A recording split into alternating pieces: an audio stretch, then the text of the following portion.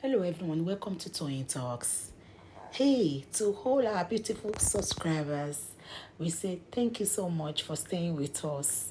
And if you're here, you are new here, we are happy you find us. Please don't forget to like, subscribe, and hit the notification bell so you will be notified for more upcoming videos. In the comment section, please no derogatory comments. Thank you all for watching. Till I will see you in my next video. Stay safe, stay blessed. I love you all. Bye. Salashini, go ahead. Thank you. Sorry, Àánú Ọlọ́run á dájú lórí wa o. Bàbá, question tí mo kàn fẹ́ béèrè, mo kàn fẹ́ kẹ́ ṣàlàyé fún gbogbo wa. Ní àti bẹ́ẹ̀ some months ago, wọ́n close corona down. Nítorí gbogbo nǹkan tó ṣẹlẹ̀, ó dẹ̀ tún ṣiṣẹ́ fún dáadáa. Nínú ẹ̀ a change lawyer tá à ń lò. So the first corona tẹ́ ẹ kọ́kọ́ lọ tẹ wà ń bẹ̀. Performance lawyer ta change sí. Ṣé ó fi yín lọ́kàn balẹ̀? Ẹ ṣàlàyé fún gbogbo wa. Ṣé ó fi yín lọ́kàn balẹ̀ pé káà náà fọkàn balẹ̀ pé nǹkan tẹ rí ó yàtọ̀ sí àdìṣẹ́mbà bọ̀ látẹ̀yìn pé ìwé tí dẹ́kọ̀ rí at the performance of that our lawyer dey see. Ó kí ọkàn balẹ̀ pé corona yìí nǹkan gidi á jáde ń bẹ̀. That is my question. Ẹ jẹ́ ẹ sọ fún gbogbo àwa supporters tá à ń wá justice for Mohbad. Ẹ fi wá lọ́kàn balẹ̀ lórí ọ̀rọ̀ corona yìí. And again ká dẹ̀ lè mọ if anything tábà máa tó bá nídìí láti ṣe kẹ́ tètè máa carry wa lọ. Ẹ explain fún gbogbo ayé lórí ọ̀rọ̀ corona yìí sá. Tí ẹ lọ yẹn ìdákọ̀ sọ fún yín pé bàbá tí agbéṣẹ́ fún Sanchitu ó tó gbàgbá sùn lọ́yẹ́ ó mọ what next to do. Even on that day Baba gave definition of a lawyer. I never know before. He said a lawyer is someone that can refer you to where the law. Ntí òfin yẹn sọ gbọdọ ẹni tó mọ iṣẹ́ ìṣẹ́ ni mo fi gbogbo yín lọ́kàn balẹ̀. Bàbá ẹ wò àwọn tó lọ síbẹ̀ ló lè ròyìn ohun tí bàbá sọ ní corona. Mi nígbàgbọ́ pé dúdú lọ sọ máa sọ ó mọ the next thing ó dẹ̀ mọ the right thing láti ṣe at the right time. So ẹ jẹ́ ká fọkàn balẹ̀ ká gbẹ́kẹ̀ ní ọ̀dọ́ àná. Thank you sir, that's my question. Thank you so much, Mr. Alashini. Bàbá fan yẹn ṣe lè bá gbé kó ní sádìbìtẹ̀ wa yẹn. Fan ni. Mo tẹ̀ ti ṣe tán. That's the only question I have. Okay, thank you. Thank you. Thank you, everybody. Please, my appeal go to the whole world. Please pray that Wunmi, Cynthia, Adebayo continue to grant interview. For me as a person, I don't want her to stop granting an interview. All the interview he has been granting for the past weeks. There's no consistency in the interview she has been granting people, the media. So I pray she will continue in that regard.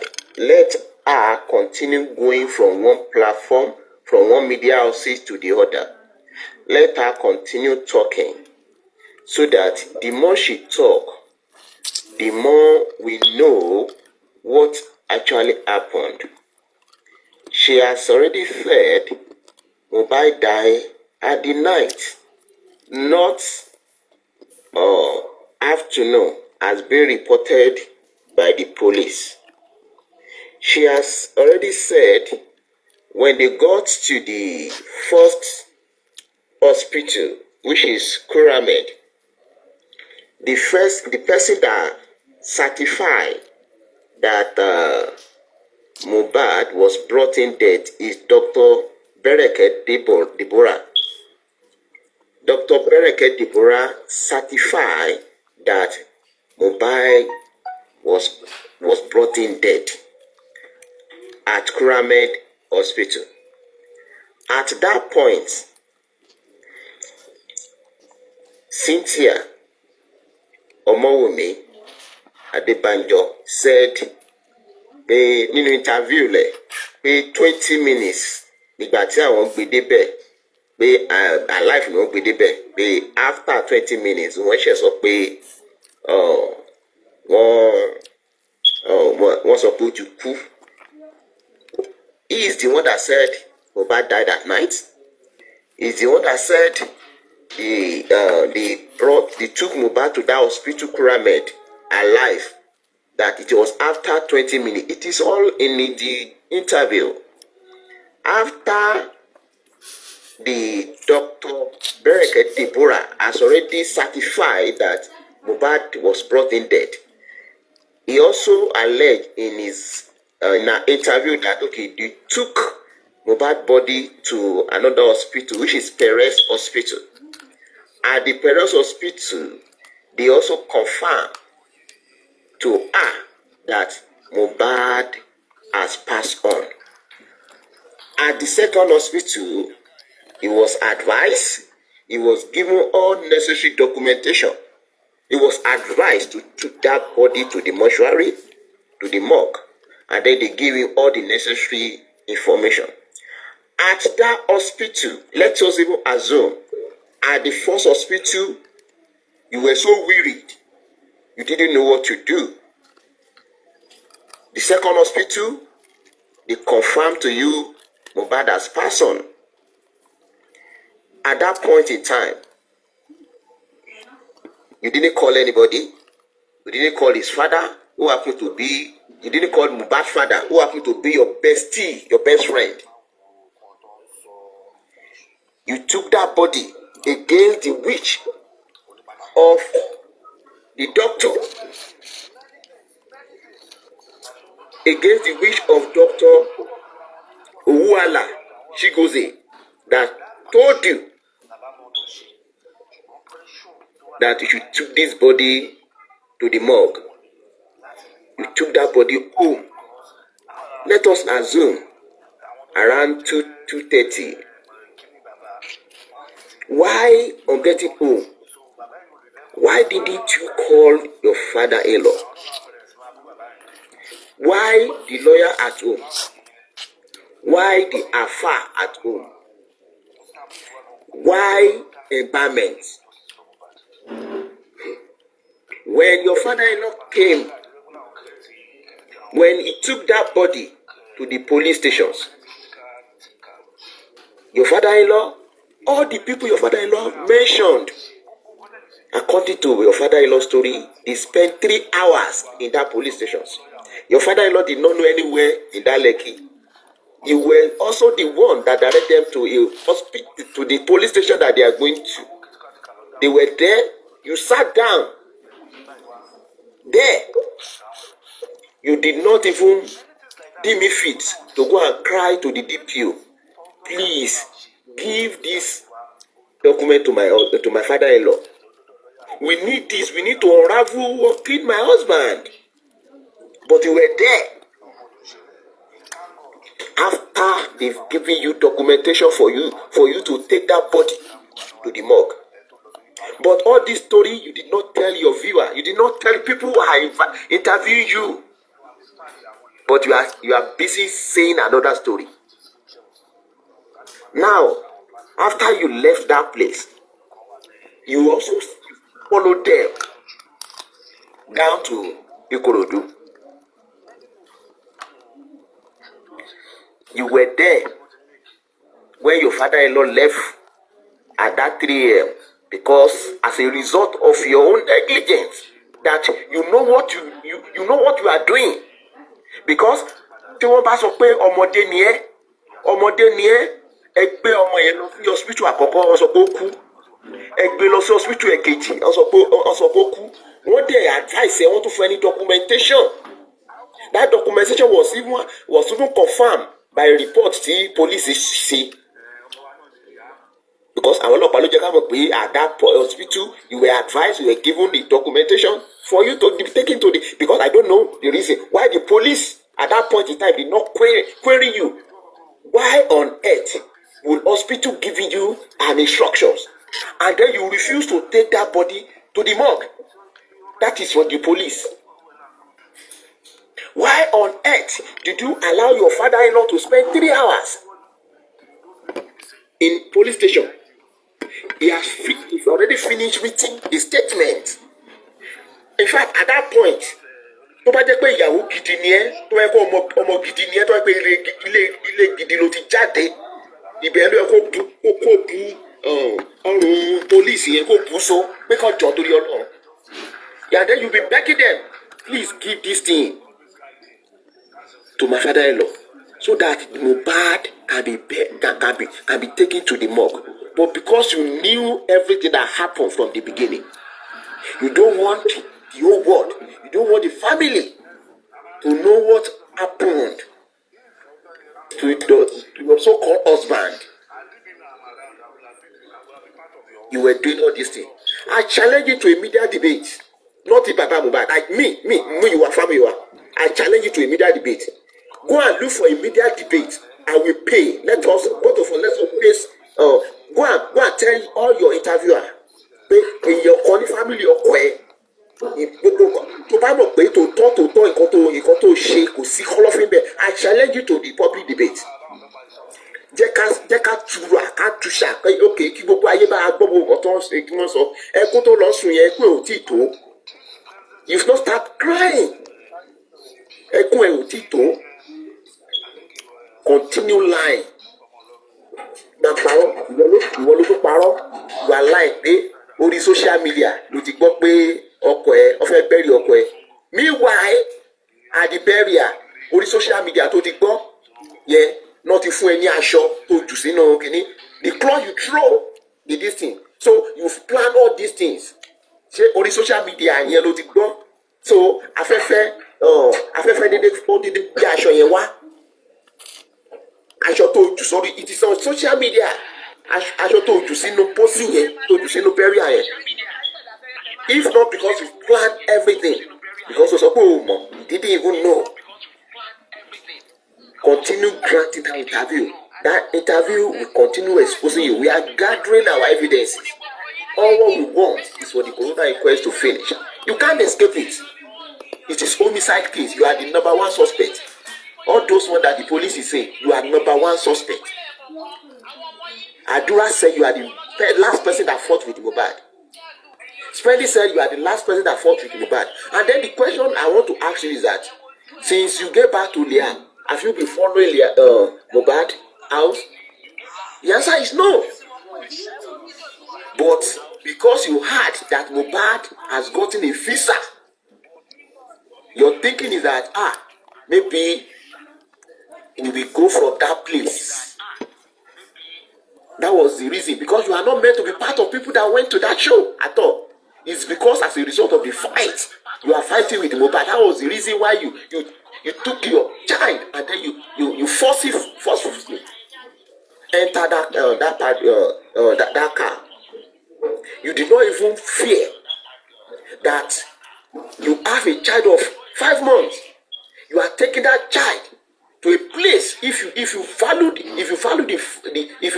life of that child, you yourself, you follow that Liam life, you would not have taken that child to that show, because anything could happen in that show. You knew Mohbad was being bullied. You still went out that 5-month-old to that place. You knew people can even come and attack your husband, but you still follow Mohbad to that show because of your own selfish interest. I put it to you, that child in your hand, you don't even love him. Because if you do, 5 years old, you are the first person that bullied that child. Nobody knew the picture, nobody seen the other picture until you started posting the picture of that boy. You want to expose someone from gbogbo nǹkan tó ṣẹlẹ̀. because tó bá bí ọmọ ẹ tí o bá rí tàn bá rí picture ẹ gbogbo shenanigan tí o ń ṣe lórí social media, posting this, posting that. We will come to that. Let us do the DNA and then that child, let the DNA confirm pé okay Mohbad ló lọ́mọ, ìgbẹ́ ló àṣẹ máa mọ̀ pé èèyàn kan wà tán pè ní Alọ́ba. O tí rí Alọ́ba o, let that child belong to Alọ́ba. Because you are the first person that bullied that child. You are the one that exposed that child. In the word, you are the first person that posted the picture. Oh, gba picture lọ́wọ́ ẹ̀ ìwọ ló ń post ẹ̀. You will expose that child. Ìwọ ló dẹ̀ mọ nǹkan tó ń cover. Ìwọ ló mọ nǹkan tó ń cover. Tí o fi fẹ́ kí aráyé mọ nǹkan tó ṣẹlẹ̀. Ó ń parọ́. Let me tell you something. Prime Boy and Mohbad. How did Prime Boy even come to your house in the first place? Mohbad fúnra rẹ̀ ló pe Prime Boy pé òun fẹ́ wá ṣe show ní Ìkòròdú náà. Pé kí Prime Boy máa bọ̀. Tó bá jẹ́ pé ìjà ti wà láàrin Prime Boy àti ọkọ ẹ̀ tẹ́lẹ̀tẹ́lẹ̀, ṣé Mohbad á pe Prime Boy? The story is that èmi ò wá sọ́dọ̀ ẹ o because a fẹ́ lọ àbúrò mi Prime Boy sọ pé àbúrò òun fẹ́ ṣe ó ní birthday lọ́jọ́ yẹn. Ọkọ ẹ̀ dẹ̀ sọ pé má worry after òun fẹ́ ṣe show ní Ìkòròdú. After show yẹn wọ́n á lọ ṣe show yẹn fún kínní, wọ́n á lọ ṣe show yẹn fún wọ́n á lọ ṣe birthday fún àbúrò Prime Boy. Prime Boy dẹ̀ wá sí ọ̀dọ̀ ẹ̀. That is to say kò sí ìjà láàrin wọn. Ìjà Mohbad àti ìwọ Cynthia ni Prime Boy dá sí pé gbogbo eléyìí kò sí nǹkan kan ẹ ti ń jà láti ilé. Ìjà yẹn ló mú ẹ tó sáwọ nínú mọ́tò. On to your own thing. If they can blame nurse for negligence, if they can blame Prime Boy spending, you are in fact you can't blame her because number one as the wife. Ìgbà tí nurse dé according to you sí ń bẹ̀. Nínú post tó tún gbé jáde recently wọ́n béèrè ìwọ ló tún sọ pé you are not there when that fight happen. Whereas Àdúrà dẹ̀ sọ pé ìwọ ló ń sọ̀rọ̀ when they ask Àdúrà who told you Prime Boy and Mohbad is fighting Cynthia ìwọ ló tún wá sọ ọ́ sí pé ò sí ń bẹ̀. So ò sí ń bẹ̀ ó dẹ̀ sọ fún Àdúrà pé nǹkan tó ṣẹlẹ̀ lójú ẹ̀ lílì. Continue granting that interview. We want it. We love it. As to my expose any, we are gathering everything we are going to use to nail you. Shori lawyer ito ni Kabiru Akinkini. You know, in fact, lawyers are noble people. Me, you know, anyway. If a lawyer will come on air and be saying pé àwọn ní evidence pé bàbá ó ń ṣe meeting pẹ̀lú kíní, we want that evidence anyway. We challenge you to bring that evidence out. Pé okay bàbá ó ti ṣe meeting pẹ̀lú kíní, a lawyer can be coming on national TV and be lying. Kabiru Akingbolu, bring that evidence out where Baba and Naira Marley is having meetings. You lack integrity as a lawyer for you to come on national television and be lying to the whole world that you have evidence. You, Wunmi, you said you recorded your father-in-law. Actually, you recorded Irolabi of Africa. Tí o bá record bàbá ọkọ ẹ, ìwọ tá a mọ̀ àti wàá ti gbé jáde, but I challenge you because you say you have the record. Bring it out. You will not escape it. You will not escape it. Ìwọ ló ń sọ nínú interview pé family yín lárùn pé ó ní àrùn. Family yín máa tà yín, máa rà yín. Máa tà yín, máa rà yín. Àrùn tó wà lára bàbá ẹ̀ lóró fún ara gbogbo yẹn ló wà. Tẹ bá rí kú bàbá ẹ̀. Máa rà yín, máa tà yín. Bí aboyún ni. Bàbá ẹ̀ ọlọ́kùnrin. Bàbá ẹ̀ kí òṣèlú kọ́ síta. Ìwọ sọ pé mi ń wówó. Bàbá ẹ̀ ọlọ́kùnrin. Bàbá ẹ̀ ọlọ́kùnrin. In fact, so the truth about it is that continue granting that interview, please. The more that interview you are doing, the more we are going to see truth. The more that is going to expose you. We are gathering our evidences. Thank you for lawyer Kabiru. There's a people grant interview so that at least we have more evidences in the court. Continue. On the issue of DNA, you are fúnra ẹ tó bá jẹ́ pé ọmọlúwàbí ni ẹ, if you are a good wife, ìwọ fúnra ẹ ló gbé èrò ara ẹ lọ sí kìíní nígbà tó béèrè lọ́wọ́ ẹ ní court. Ó ní kí ni ìdí tí ìwà àti ọkọ ẹ, ìwà àti bàbá ẹ lọ ẹ tí ẹ fi rẹ, ó ní láti gbà tán ti bílì á ni bàbá ni fádà ẹ lọ ẹ ni ìwà àti ẹ ti ṣe kìíní. Whereas ọkọ ẹ fúnra ara ẹ Ìkòròdú ló bímọ sí náà ṣe bí ilé Ẹ̀làgbò ló bímọ sí. For your own information, ìwọ àti ìyá ẹni tó fẹ́ kúlẹ̀ lórí ìsìn ìyá Mohbad. On the day ọjọ́ tó fẹ́ bímọ 2 days ọjọ́ tó fẹ́ bímọ ẹ ṣì ń jà. Tí bàbá ṣe parí ìjà fún ìwọ àti ìyá Mohbad. Bàbá sá wá sí Lẹ́kí. Ó fi pé òkè Lẹ́kí ló wà nígbà tó tọ́ lójú ló wà. Wọ́n dẹ̀ wá parí ìjà láàrin ìwà àti ìyá Mohbad. Ọjọ́ kejì ló bímọ náà. Now your husband Mohbad ó dẹ̀ pé bàbá ẹ̀ ọmọ ìyàwó yín ti bímọ o, ẹ máa bọ̀ kí wàá gba placenta. Bàbá ò béèrè placenta lọ́wọ́ yín náà, Mohbad fúnra ẹ̀ ló pe bàbá ẹ̀ náà. Bàbá dẹ̀ ń bọ̀ 10 minutes after Mohbad tún pè padà pé dádì ẹ má wọrí wọ́n ti ṣe bí kí lorúkọ ẹ̀ gbà kan ọkàn. But iye bàbá ò ṣí wọ́n ti gbà lọ́wọ́ ẹ̀. Ó dẹ̀ wù ẹ́ pé ok ṣèbí ọmọ mi ní gbà kan ọkàn. Ìwọ fúnra rẹ̀ ló tún fẹ́nu ara ẹ̀ sọ ní inquest pé torí pé bàbá ń bínú sí ẹ pé torí pé ẹ gbé placenta fún bàbá. Nǹkan tó jẹ́ kí family wa dé lọ́wọ́ Joseph gan fúnra rẹ̀ ni pé àkọ́bí ọmọ ẹ lókùnrin ó pè ẹ́ ó ní kó máa bọ̀ kó wá gba placenta. Kí ló ṣẹlẹ̀? Báyìí ló ṣẹlẹ̀. Nǹkan tó bring issue DNA nìyẹn. Nígbà tá a dẹ̀ sọ pé ok ìwọ wá ṣe DNA, ó mọ èsì tó fi fún wa náà. Ó ní kí bàbá kọ́kọ́ lọ ṣe DNA pẹ̀lú Mohbad. Ó ní ká tún lọ sí court ká lọ gba kìíní nǹkan tó ẹ̀dí wá sí court nìyẹn. Ó ṣe sọ fún àwọn media house yẹn pé ìwọ ló sọ fún bàbá pé kó lọ gba court order. Why can't you narrate that story to your interviewer? Pé okay o ìwọ fúnra ara ẹ nígbà tó béèrè ó sọ fún ọkọ ẹ bàbá ọkọ ẹ pé okay kó kọ́kọ́ lọ ṣe DNA pẹ̀lú Mohbad náà kan certify pé òun ló bí kíní kí wọ́n dẹ̀ sọ pé okay the second one ni pé okay o kan lọ gba court order náà la gbà títí tó yẹ pé ó ti ṣe ìgbà tó ti béèrè lọ́wọ́ ẹ pé okay ẹ jẹ́ ká ṣe DNA kó ti ra jọ̀wọ́ gbogbo any issue on DNA ní bára wa bí so ìwọ ló fa gbogbo yẹn so you have to it's your cross you have to it is your cross you have to carry it. You ask for a DNA, we ask for a DNA, you said we should go to court and then we are going to that court.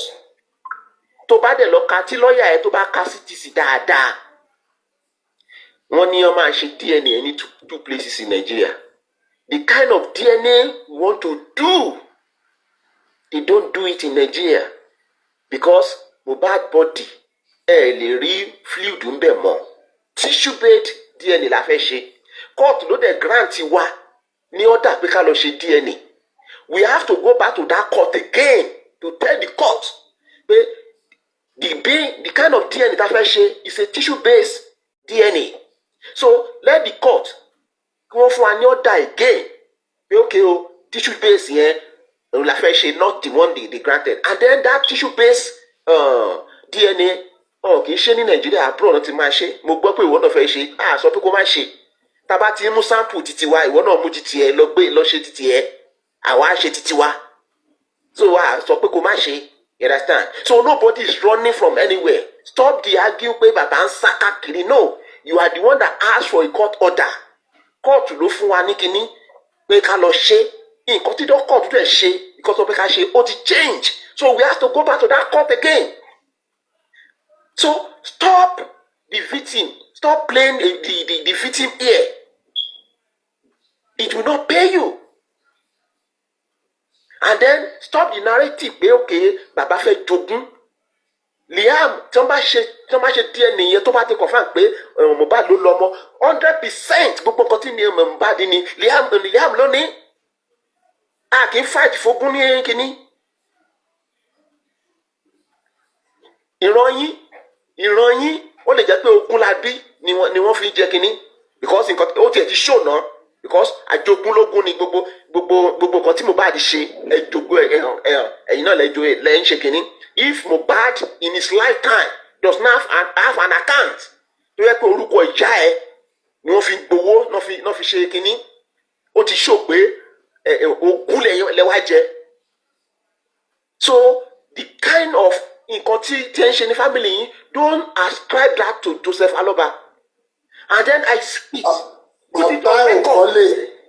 Tí a bá jẹ́ DNA tí ọmọ yẹn bá jẹ́ ti Mohbad everything Mohbad has belong to Liam. Bàbá ò kọ́lé. Ilé ẹ̀gbọ́n ẹ̀ láti lọ ṣe introduction. Bàbá ò kò kọ́lé. Bàbá ò ní kó àṣẹ ò kọ́lé èmi mo sọ bẹ́ẹ̀. Stop the narrative. Kìnìkan. Continue granting the interview. I don't know, maybe I've answered the question on the DNA. Bàbá tó bí ò kọ́lé. Ilé ẹ̀gbọ́n ẹ̀ láti lọ ṣe introduction. Yeah, I think DNA and also the fact that the Kabiru Akingbolu also be addressed by the family for defaming Emperor Joseph Aloba. It needs to be taken up, and a lot of people have reached out to me in the DM today and say what are we going to do about it. And thank God you are acknowledging the fact that you have been making a very clear statement in recent times. So and also the DNA part, thank you so for also reiterating that it's going to be a tissue-based DNA because people want to ask again, and we need to state it clearly here so that the bloggers that have been cutting and joining, they need to do that again. You need to can let us know why she has been saying, oh, the DNA, I'm ready for the DNA. I'm ready for the DNA. We need to state it clearly why she's coming out to be saying she's ready because obviously what you just say just now, she's not acceding, she's not agreeing to it. So and she's trying to say she wants to do the DNA now. Is it because we want to do it in the US? Is that the reason why she's coming out to do this? Well, the fact is that after the court granted that order, there is an exchange of letters between Baba's lawyer and our lawyer. So, he proposed in their letter that okay, they want to do that DNA at a particular hospital in Lagos. And then I make a suggestion that it will not happen. You cannot tell us where to do that DNA because you are not the one that asked for it. We ask for it, we will choose where to do it. If you think you want to do this thing, when we are taking samples, you can take that sample and do it, you can do it on your own. So later, we now let them know that, number one, you cannot even tell us where to do that DNA. As a matter of fact, because their DNA is not being done in Nigeria, and then the kind of the DNA we want to do is a tissue-based, not a swab. We are going to take swab from Liam, fine, but we cannot take any swab from Mohbad body because Mohbad body, there's no fluid anywhere, so they are taking tissue out of it. So it is not such things cannot be conducted in Nigeria. So since that is not the order that the court gave us, we have to go back to the court and tell the court that this is the situation of things. So the court will make an order and say, okay, for the mere fact that okay, we want to control the DNA and then it's a tissue base, We want the court to grant that order. Baba is not running anywhere. We are the one that asked for it. So we are not running anywhere. We want to do the DNA. So, but the proper things must be done because you are the one that said Baba should bring court order, and then we are going back to that court. So, ma kanju, you want to speak to court. Court, you know that they padà sí. If you want to do your own, you are free to do your own. When we are taking sample, do your own. Let us compare and contrast. And then I give it to you. If we do that test, if it's confirmed, it is Mohbad child. Every kobo, everything. Tí Mohbad ní, Liam ló ní má kanjú. Agbójúlógún. Ó fi rẹ̀ fò síta. Àwọn kan wà ní Nàìjíríà tó jẹ́ pé wọ́n ti lówó. Ìgbà tó ń kú, ọlá àwọn wọ mí ni. Ó máa tún sáré lọ sí. Ó máa sáré lọ fún interview again sí. Ayé máa já. Ó ti lọ. So the property tí wà tí lọ́ọ̀yà ẹ̀ tẹ́ sọ pé property gbà káwọn kan. Stop that narration. What we are asking is that what killed your husband? If at all, Wunmi, if at all you knew nothing, tell the whole world. Ayé máa já gbì. That is what the family is asking.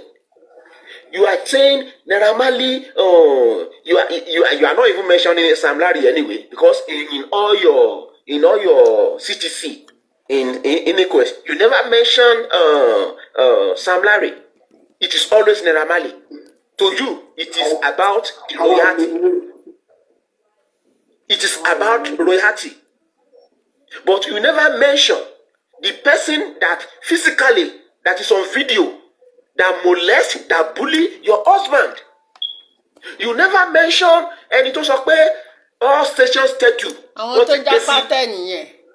You never mention that, and then you claim you want justice. You are fighting justice for your destiny. Ọmọ tó gbé dání Ọlọ́run ṣe ọkùnrin ni àbí ẹ̀. Àdúrà tí èmi ń gbà ni pé kí ọmọ yẹn kó jẹ́ ti Mohbad. Ìwà wa sunkún láyé. Jẹ́ kí n sọ fún kò sí ọmọ kan tó máa bí lẹ́yìn Liam tó máa great that is going to be greater than Liam. Let me tell you something. Either ọmọ yẹn jẹ́ ti Mohbad o àbí kò jẹ́ ti Mohbad o. There is no child tí o máa bí that is going to be greater than Liam. Either that child belong to Mohbad or it does not belong to Mohbad. I tell you, go and write it down. Kò sí ọmọ kankan tó máa jáde lára ẹ̀ tó máa that is going to be greater than Liam. The mere fact pé ọmọ yẹn ó tiẹ̀ ní association pẹ̀lú Mohbad lásán tí ò bá jẹ́ ti Mohbad, that child is going to be great. But ẹkún ayérayé lọ́mọ yẹn máa jẹ́ fún ẹ, I'm telling you. Pé o mọ òótọ́ and then you are not saying it. Pé o mọ òótọ́ and then you are not saying it. You have me to contend with. Ṣé ìwọ ló ń dárúkọ mi? Irú ẹ̀.